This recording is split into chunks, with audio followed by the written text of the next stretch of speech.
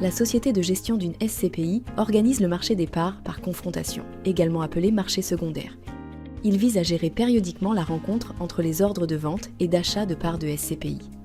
Il s'opère dans le cadre d'une SCPI à capital fixe ou d'une SCPI dont la variabilité du capital a été suspendue. 3 acteurs interviennent sur ce marché. La société de gestion de la SCPI, qui est tenue d'organiser la confrontation selon une périodicité définie. Les acheteurs souhaitant acquérir des parts de cette SCPI. Les associés de la SCPI souhaitant vendre leurs parts. La société de gestion centralise les ordres d'achat et de vente dans le carnet d'ordre. Effectue les contrôles réglementaires tout en s'assurant de la bonne réception des fonds et analyse à la fin de la période définie les ordres reçus afin de déterminer le prix d'exécution. Le prix d'exécution dépend de chaque période de confrontation et correspond à celui auquel peuvent s'échanger le plus grand nombre de parts, selon les prix exprimés précédemment par les acheteurs ou vendeurs. Prenons un exemple simplifié avec 3 vendeurs et 3 acheteurs de parts de SCPI en pleine propriété. Les associés vendeurs de parts posent des ordres de vente avec un prix unitaire minimal auquel ils sont prêts à accepter de vendre leurs parts et le nombre de parts concernées. Les acheteurs posent des ordres d'achat avec un prix unitaire maximal auquel ils sont prêts à acheter des parts et le nombre de parts souhaitées ainsi que la durée de validité de leur ordre, unique ou sur plusieurs confrontations. La société de gestion confronte les ordres d'achat et de vente et détermine pour chaque prix le nombre de parts qui pourraient être échangées.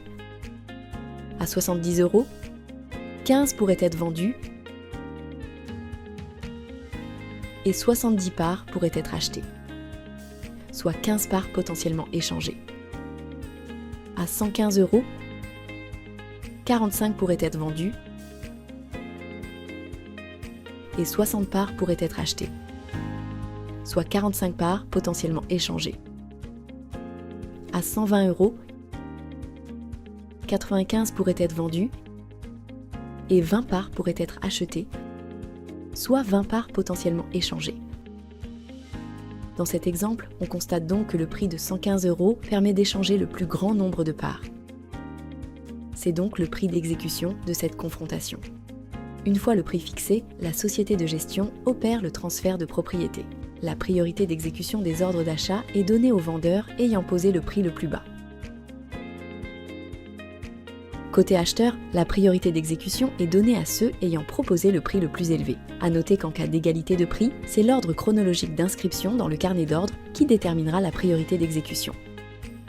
Cependant, la confrontation étant le résultat de l'offre et de la demande, il est possible de n'aboutir à aucun prix d'exécution. Qu'il y ait ou non un prix d'exécution, les ordres partiellement ou non exécutés pourront être maintenus, modifiés ou annulés pour la prochaine confrontation. À chaque confrontation, la société de gestion notifie le volume effectivement exécuté et publie sur son site officiel les derniers prix d'exécution connus. Elle publie également les 5 prix d'achat les plus élevés et les 5 prix de vente les plus faibles figurant sur le carnet d'ordre, ainsi que les quantités demandées et offertes à ces prix. Vous l'aurez compris, le marché des parts par confrontation est organisé par la société de gestion et permet une confrontation périodique des ordres d'achat et des ordres de vente, sans garantir la liquidité intégrale des parts. Pour toute question, nous vous invitons à vous rapprocher de votre interlocuteur habituel.